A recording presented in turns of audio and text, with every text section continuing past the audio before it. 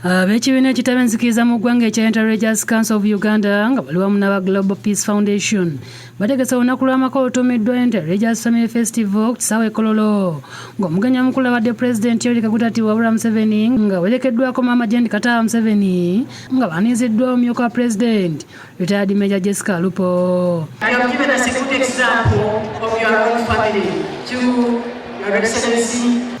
Pulezidenti asinzidde ku mukolo guno n'alabula abaana abavubuka ku kabaata akali mu kwegadanga nga tebanneetuuka.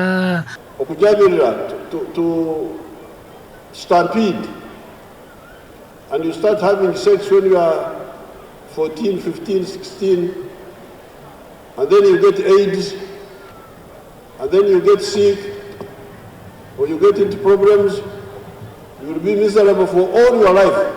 You are not a married man at puberty or a married woman. You should not engage in sex. You must be very strict with your life. Pulezidenti asabye abavubuka okuliiza ennyo bakadde baabwe ate basome nnyo nga wanasinyiza ne ku nteekateeka y'okukyusa ebisomesebwa abayizi egenda mu maaso okukendeeza ku bintu ebikaluubiriza abayizi ne beetamu okusoma. Study so that you get knowledge.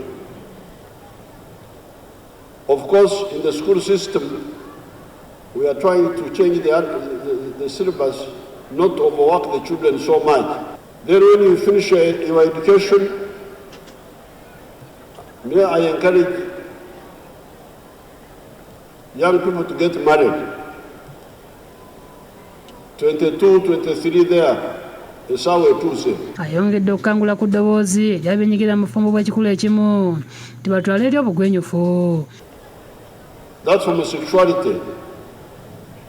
After we had analyzed it, we found that it was a deviation from normal. We cannot have two ways of life.